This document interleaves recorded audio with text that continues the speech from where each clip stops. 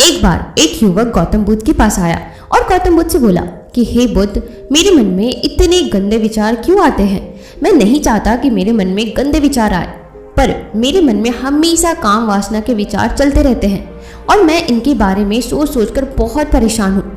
मेरी ऊर्जा और समय यह सब सोचने में ही नष्ट हो जाती है और इन सबके विचारों की वजह से मैं कभी भी शांत नहीं रह पाता और मैं हमेशा ही स्त्रियों को देखकर मोहित हो जाता हूँ।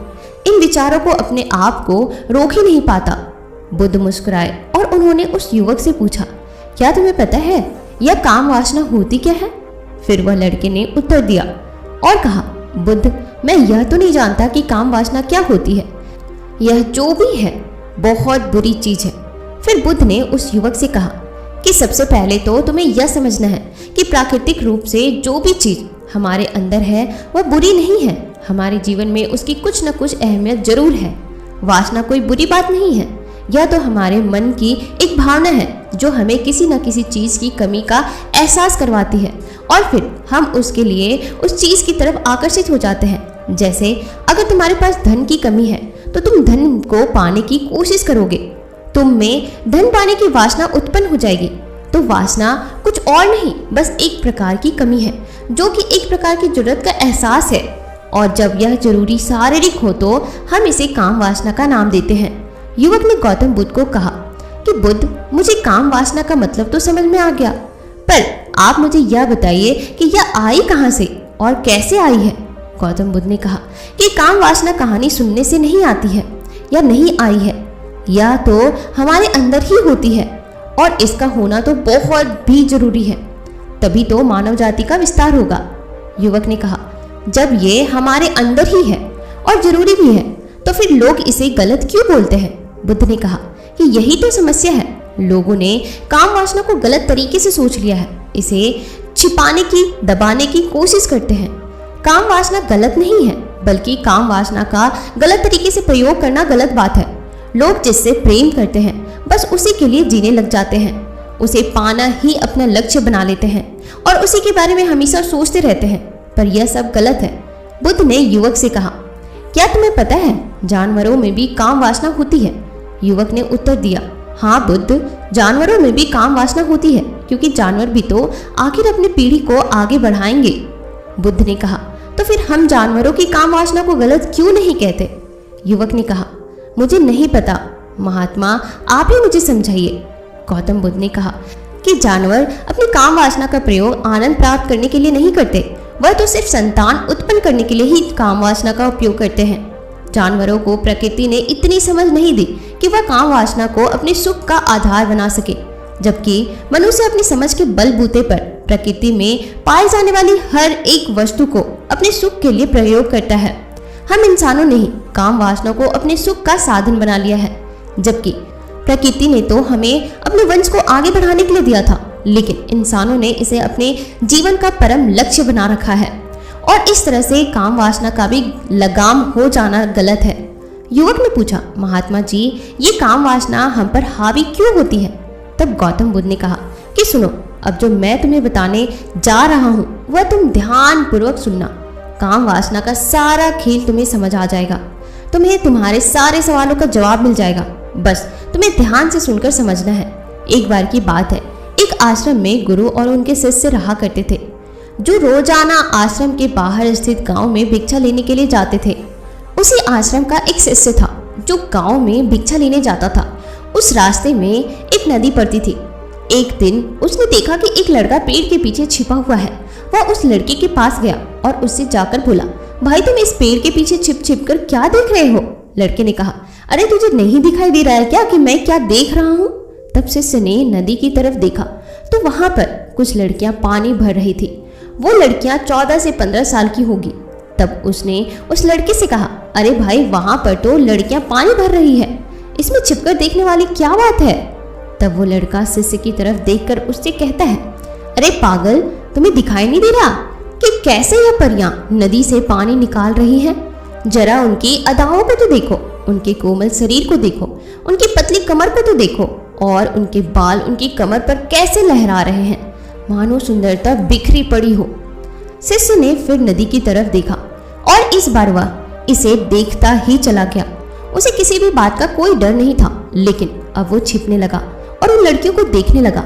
और जब वो छिपकर लड़कियों को देख रहा था, तभी वह अचानक से अंदर से कांप गया और उसने कहा कि यह मैं क्या कर रहा हूँ? मैं जो कर रहा हूँ वह सही नहीं है, मुझे यहाँ से चले जाना चाहिए। और फिर वह जल्दी से वहाँ से चला गया।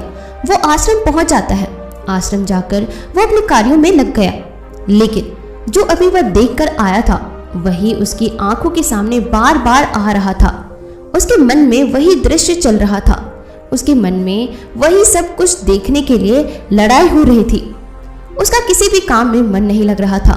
सुबह होते ही वह रोज जल्दी ही भिक्षा मांगने के लिए आश्रम से निकल जाता और उस नदी के पास वाले पेड़ के पास जाता और जहाँ पर वह लड़का पहले से मौजूद रहता था उस लड़के के साथ मिलकर लड़कियों को छिप छिप कर देखता था। अब वह रोज ऐसा करने लग गया। यह उसके रोज का काम हो गया। अब उस शिष्य का मन किसी भी काम में नहीं लगता था। वह हमेशा ही किसी न किसी प्रकार के विचार में उलझा रहता। वो आश्रम के कार्यों को भी ठीक ढंग से नहीं कर रहा था।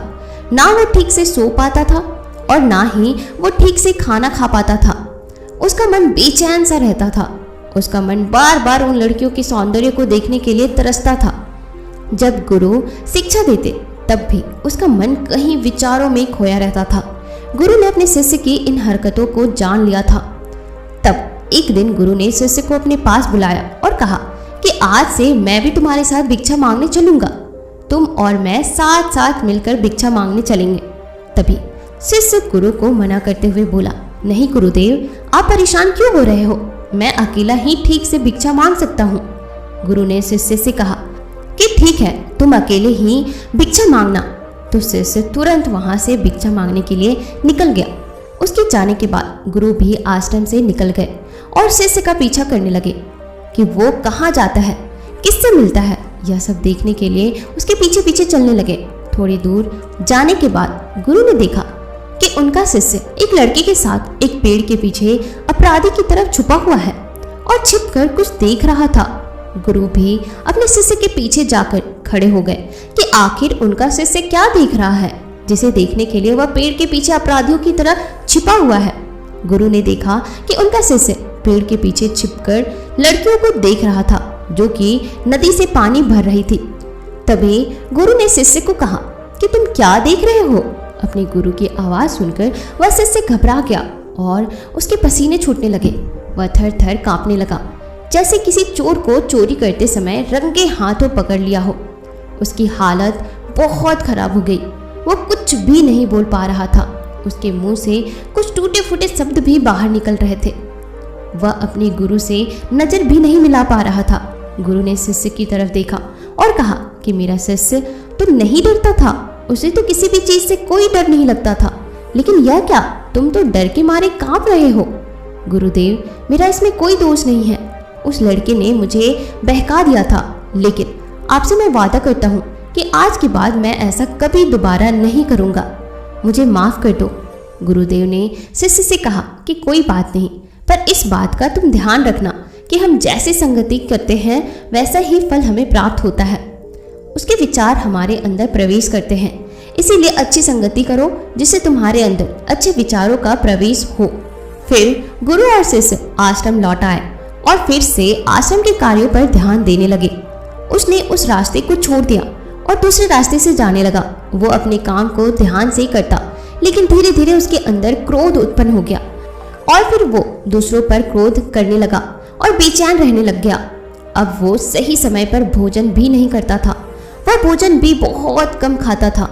एक रात गुरु शिष्य के पास आए और उसे बोले कि अब तक तुमने कितनी बार अपना वादा तोड़ दिया। यह सुनकर शिष्य अपने गुरु के चरणों में गिर गया और रोने लग गया।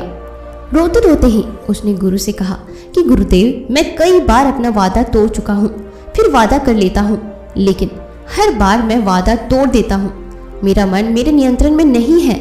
मैं बहुत कोशिश करता हूँ कि मैं अपने मन से सारे बुरे विचारों को निकाल डालूं, लेकिन मैं चाहकर भी ऐसा नहीं कर पा रहा हूँ। फिर गुरु ने शिष्य को कहा कि मेरे साथ चलो तुम। गुरु शिष्य को आश्रम के बगीचे में लेकर के गए और शिष्य से कहा कि देखो, यहाँ पर कुछ नलियाँ बनी हुई हैं। जिससे नदी का पानी इन पौधों तक आ रहा है और यह पानी एक निरंतर भाव से बह रहा है। क्या तुम इस पानी के बहने को रोक सकते हो? शिष्य ने कहा कि हाँ गुरुदेव, मैं इस बहाव को रोक सकता हूँ। फिर शिष्य ने मिट्टी उठाकर उस नाली में डाल दी। वो पानी थोड़ी देर के लिए रुक गया और फिर थोड़ी देर बाद उस मिट्टी के ऊपर से पानी आ गया। गुरु ने शिष्य से कहा, अरे यह क्या, यह तो पानी रुक ही नहीं रहा। फिर शिष्य ने कुछ कंकड़ उठा करके उस नाली में डाल दिए और फिर थोड़ी देर के लिए पानी रुक गया, लेकिन फिर थोड़ी देर बाद ही उन कंकड़ पत्थर के ऊपर से पानी निकल आया। फिर गुरु ने कहा कि यह क्या, पानी तो फिर से आ गया। तुम तो बोल रहे थे कि तुम इसे रोक दोगे। क्या हम किसी काम को रोकना चाहे तो क्या हम उसे रोक नहीं सकते? तब शिष्य ने कहा, कोई बात नहीं गुरुदेव, मैं इस पानी को तो आपको रोक कर ही दिखाऊंगा। वो फिर से एक बड़ा सा पत्थर लेकर आया और उस नाली पर डाल दिया और पानी रुक गया। तब गुरु से कहा कि देखा गुरुदेव, मैंने कहा था ना कि पानी को मैं रोक दूंगा। मैंने पानी को रोक दिया। आपकी बात मैंने पूरी कर दी। गुरु मुस्कुराए और बोले, अच्छा जरा ध्यान से देखो, पानी रुक गया, वह तो पीछे की नाली तोड़कर बाहर आ गया और अगल बगल से बह रहा है। और ध्यान से देखो, इस पत्थर के आगे भी आ गया और यह पानी अपना रास्ता बदलकर फिर से आगे की तरफ से बह जाएगा। और फिर थोड़ी देर बाद ऐसा ही हुआ। फिर गुरु ने शिष्य को समझाया कि तुम्हारे साथ भी ऐसा ही कुछ चल रहा है। तुम बार बार प्रयास कर रहे हो, बड़े से बड़ा प्रयास कर रहे हो, पर हर बार तुम्हारा प्रयास टूट रहा है और यह हमेशा टूटता ही रहेगा। तुम कितना भी बड़ा पत्थर रख लो, लेकिन पानी तो अपना रास्ता बना ही लेगा। यह सब देखकर गुरु से कहा कि हे गुरुदेव, क्या कोई तरीका नहीं है जिससे मैं गंदे विचारों से बाहर निकाल सकूं? और ये मेरे मन में आए ही नहीं। गुरु शिष्य को एक नदी के पास ले गए जहां से उस बगीचे में पानी आ रहा था। गुरु ने शिष्य से कहा, वो पानी इसी नदी से जा रहा है। अगर हम यहीं से उस रास्ते को बंद कर दें जहां से पानी बगीचे में जा रहा है, तो क्या अब हम पानी को रोक नहीं सकते? शिष्य ने कहा कि हाँ गुरुदेव, अवश्य ऐसा हो सकता है।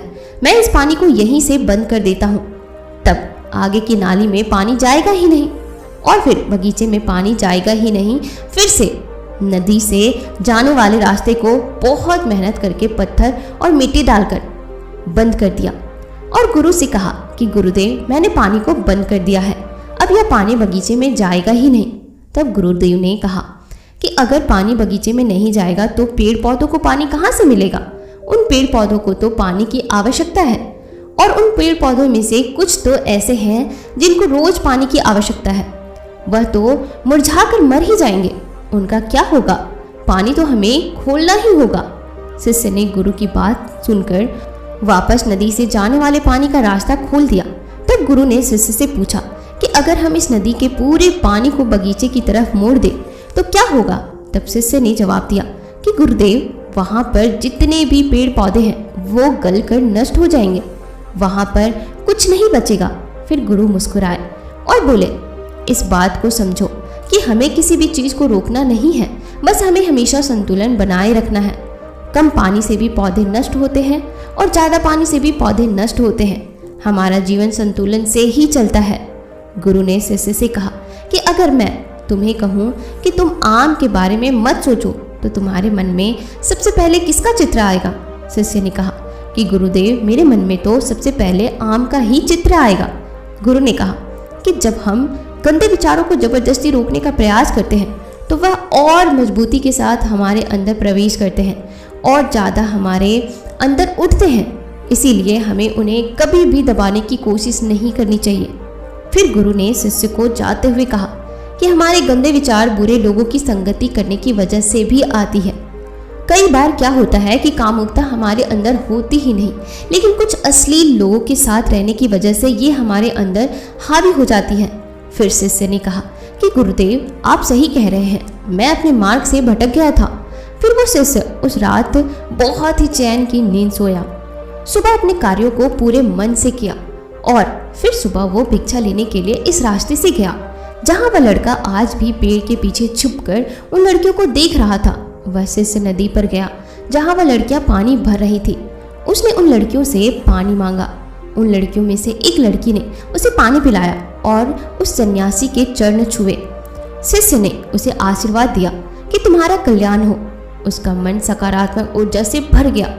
उसके चेहरे पर मुस्कान आ गई थी, जैसे कि उसे कुछ खोया हुआ वापस मिल गया।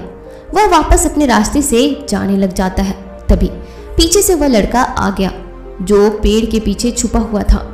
वह शिष्य के पास आया और बोला कि क्या बात है, आज तो तुमने नजदीक से दर्शन कर लिए, तुम तो मुझसे भी आगे निकले।